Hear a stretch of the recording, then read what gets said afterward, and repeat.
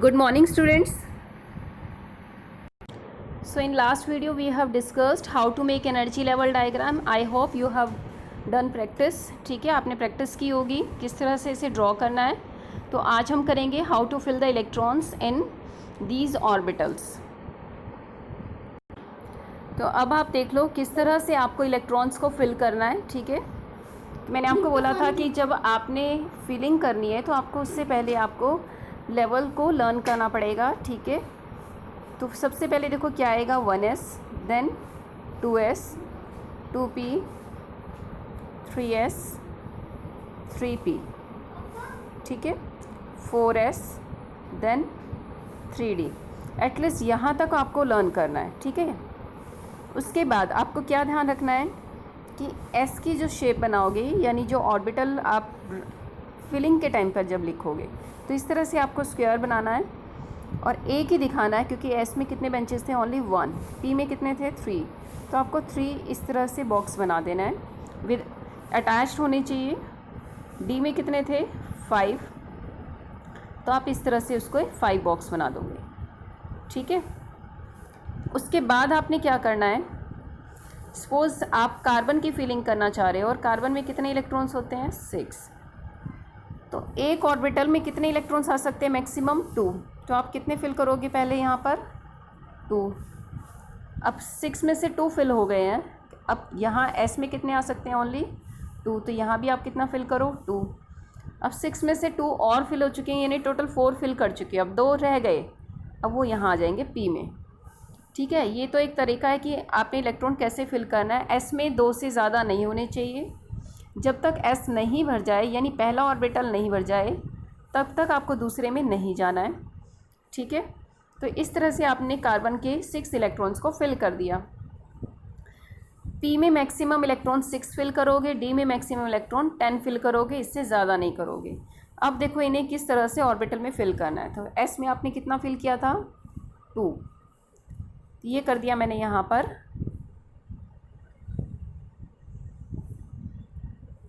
2, 1, 2. दूसरे इसमें आप यहाँ देखो, यहाँ भी कितने हैं, 2. तो क्या मैंने यहाँ एस का ऑर्बिटल बनाया, नहीं बनाया. तो अब आप यहाँ एस का और बनाओ, क्योंकि ये वाला एस ये था, ये वाला एस अब ये है. तो इसमें भी कितने इलेक्ट्रॉन्स दिखाने आपने, 2.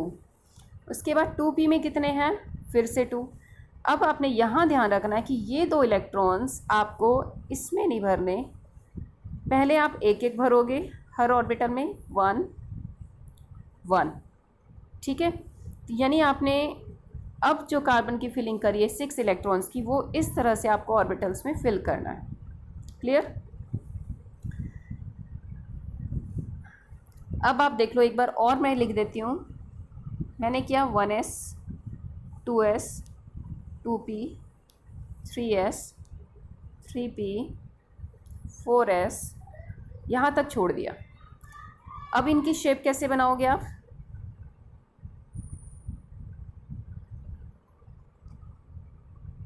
इस S की मैंने ये बना दी, दूसरा भी ऐसी है तो ये बना दिया. अब P है तो आप इसके 3 बॉक्स बना दो. फिर S है तो आप इसका 1 बॉक्स बना दो. फिर P है तो इसके 3 बॉक्स बना दो. फिर S है तो आप इसके 1 बॉक्स बना दो. इस तरह से आपको ड्रॉ करना है. सपोज़ मैं बात करती हूँ कि आपने एटॉमिक नंबर फिल करना है 18. ठीक है, इलेक्ट्रॉन्स 18 फिल करने.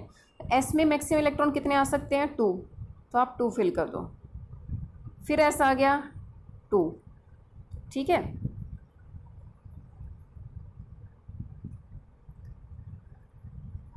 ठीक है, 18 फिल करने ना. अब ये P है, तो P में किस तरह फिल करोगे, पहले तो 1, 1, 1. फिर पेयरिंग स्टार्ट करनी. जब तक तीनों ऑर्बिटल्स अकेले इंडिविजुअली नहीं भर देते तब तक आपको पेयर नहीं करना है. अब इसमें पेयर कर दो फिर से. ये कर दिया, पेयर कर दिया. यहाँ तक एक बार काउंट कर लो कितने हो गए, 2, 2, 4, 6, कितने हो गए, 10. 18 आपको फिल करने थे, यानी अब कितने रह गए, 8. अब ये एस में आ गया, फिर से फिल कर दो 2. अब कितने हो गए, यहाँ तक 10 हो गए थी, अब ये कितने हो गए, 12. अब देखो यहाँ पर कितने और रह गए, 6। फिर से सिंगल सिंगल फिल करो, उसके बाद आपने पेयरिंग स्टार्ट करनी है, बट उससे पहले आप काउंट कर लो। 2 4 6 10 12 13 14 15 हो गए हैं। अब आपको 3 इलेक्ट्रॉन्स और फिल करने हैं, तो अब पेयर कर दो। ये हो गया कितना, 16 17 18। क्लियर? कहने का मीनिंग क्या है, इलेक्ट्रॉन्स को आपने कैसे फिल करना है, जब तक फर्स्ट नहीं फिल हो जाता आपने दूसरे में नहीं जाना है, जब तक ये फिल नहीं हो जाता इसमें नहीं जाना है, जब तक ये फिल नहीं हो जाता आपको इसमें नहीं जाना है। दूसरी बात आपको क्या ध्यान रखनी है, एस में मैक्सिमम इलेक्ट्रॉन कितने आएंगे, 2, पी में मैक्सिमम इलेक्ट्रॉन कितने आएंगे, 6, और डी में मैक्सिमम इलेक्ट्रॉन कितने आएंगे, 5। तीसरा रूल क्या कहता है कि आप जब भी पी की फिलिंग करते हो, एस में तो कोई प्रॉब्लम ही नहीं है कि ऑर्बिटल आप पहले 2 भरो या 1 भरो, कोई फ़र्क नहीं पड़ेगा। बट जब भी आप पी की फिलिंग करते हो,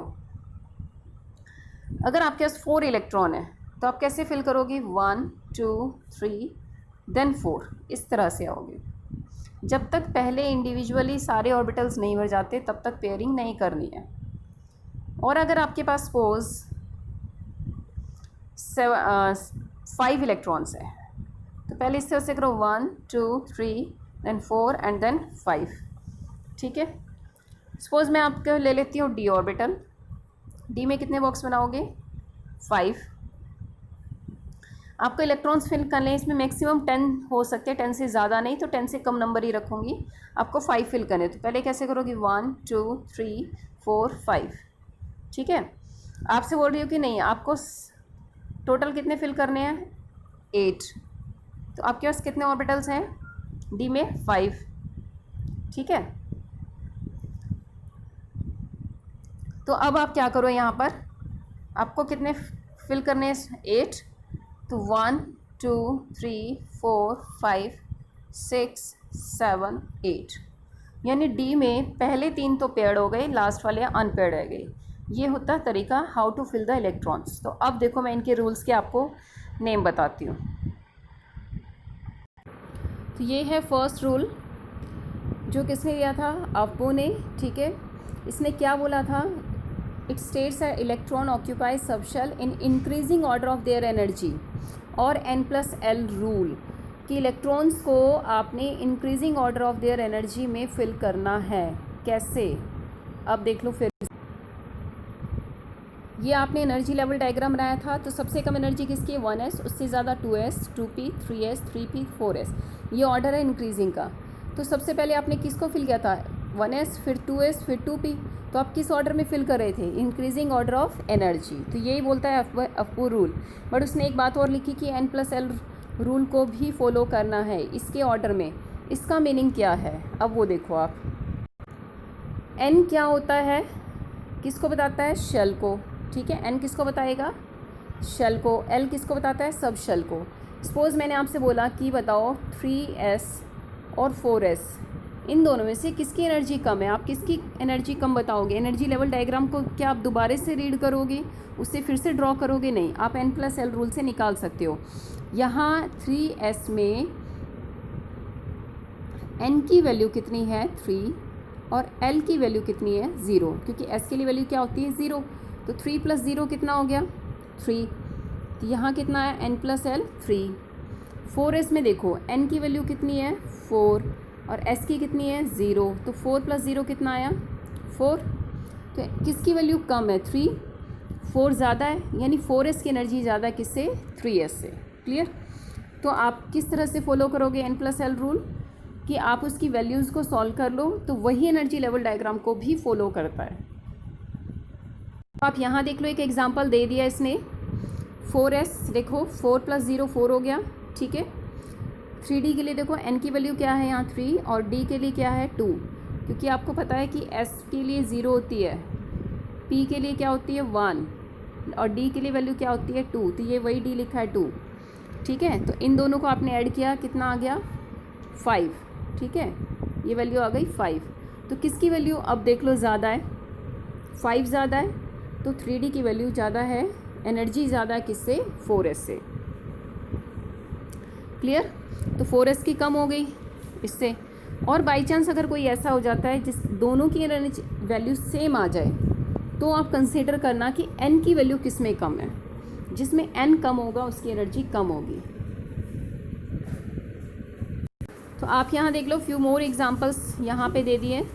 n+l आपको निकालने का तरीका देख लो यहाँ पे, ठीक है। n और l की वैल्यू को ऐड कर दिया और यहाँ ये सॉल्व किया हुआ है, ठीक है। नेक्स्ट रूल देखो क्या कहता है, पॉली एक्सक्लूजन प्रिंसिपल। इस मैंने आपको फिलिंग करनी बताई थी और इसमें ये बोला था कि हर ऑर्बिटल में मैक्सिमम इलेक्ट्रॉन्स कितने आ सकते हैं, 2, ठीक है। तो यही इसका रूल है, orbital can accommodate maximum of 2 electrons, और उन सब का स्पिन कैसा होना चाहिए, अपोजिट। यानी देखो इस तरह से मैंने बनाया था बॉक्स, ठीक है। उसमें इलेक्ट्रॉन्स को मैं कैसे फिल करूँगी, एक ऊपर और एक नीचे। आपने दोनों को सेम डायरेक्शन में नहीं लिखना है। अगर इस तरह से लिख दिया तो ये रॉन्ग होगा, एक ऊपर तो दूसरा नीचे। दूसरा इसका रूल मतलब दूसरी डेफिनेशन आप बोल सकते हो, no 2 electrons in an atom can have same set of 4 quantum number. जो आप क्वांटम वैल्यूज़ निकाल रहे थे, ऐसा कभी भी नहीं होगा कि दोनों इलेक्ट्रॉन्स के लिए वो सेम हो, ठीक है। n सेम हो सकता है, l सेम हो सकता है, m सेम हो सकता है, बट s सेम नहीं होगा। s क्योंकि एक तो +½ होता है तो दूसरा क्या होता है, -½ यानी एक ना एक वैल्यू ज़रूर चेंज होगी, ठीक है। नेक्स्ट रूल देखो क्या कहता है, hertz rule of maximum multiplicity. आपको बताया था कि जब तक आपने हर ऑर्बिटल को सिंगल सिंगल फिल नहीं कर दिया तब तक आपने उसको पेयर नहीं करना है, ठीक है। तो इसने बता दिया यहाँ पे, this is the correct way and this is the incorrect way. ये 2 इलेक्ट्रॉन्स इसने सिंगल सिंगल भरे थे पहले p में, यहाँ इसने देखो दोनों एक ही पहले ही ऑर्बिटल में फिल कर दिए। So this is the wrong, ठीक है। तो आपको इलेक्ट्रॉनिक कॉन्फ़िगरेशन फिलिंग की प्रैक्टिस करनी है। दीज आर द एग्जांपल्स, ठीक है। तो आपको ये नियॉन तक फिल करके देखना है। अब आप यहाँ देख लो, मैंने एक बार क्रोमियम का एटॉमिक नंबर लिख दिया 24। ये इसकी मैंने कॉन्फ़िगरेशन लिख दी, ठीक है। s में 2 और p में 6, इस तरह से इसको फिल कर दिया है, ठीक है।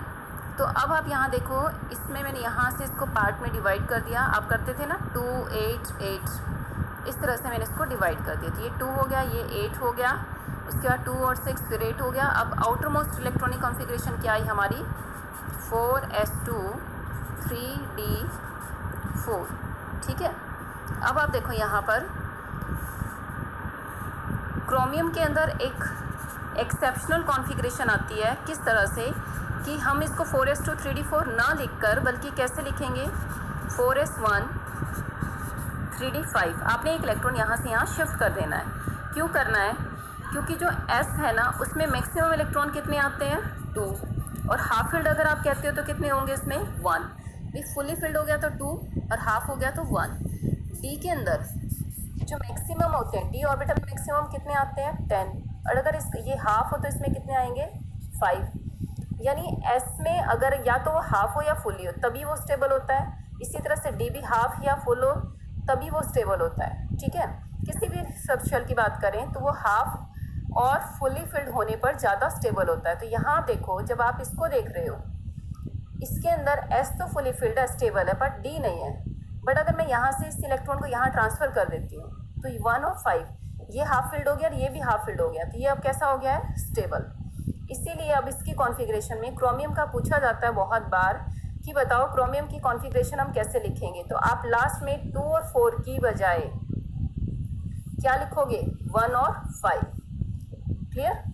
इन द सेम वे आपसे कॉपर का पूछा जाएगा एक्सेप्शनल कॉन्फ़िगरेशन 29, इसका एटॉमिक नंबर होता है। जब आप पूरा फिल कर दोगे 1s2 2s2 2p6 3s2 3p6 4s2 3d9, इसकी आउटर कॉन्फ़िगरेशन बनती है ये, ठीक है। तो यहाँ आप देखोगे ये तो स्टेबल है बट ये स्टेबल नहीं है, तो इसको भी इसी तरह से सेम ट्रांसफ़र कर दो। तो अब क्या बन जाएगा, 4s1 3d10। यानी क्रोमियम कॉपर में भी आप कॉन्फ़िगरेशन किस तरह से लिखोगे, 4s1 3d10 आउटर मोस्ट, ठीक है। तो इसके 2 रीज़न क्या है, एक तो हाफ फील्ड या फुली फील्ड ज़्यादा स्टेबल होता है किससे, जो ना ही हाफ है ना ही फुली है। दूसरा, जिसमें स्टेबिलिटी ज़्यादा होती है उसकी एक्सचेंज एनर्जी भी ज़्यादा होती है। Clear?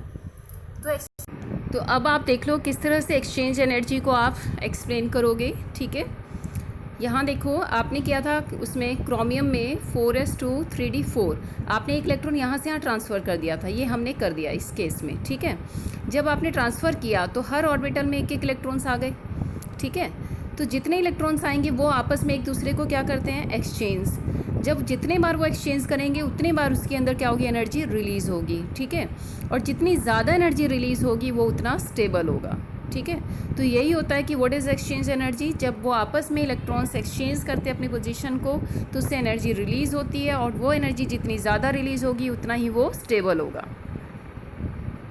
So you can see here, यहाँ आप देख लो किस तरह से पहला इलेक्ट्रॉन दूसरे से एक्सचेंज कर रहा है, तीसरे से और चौथे से।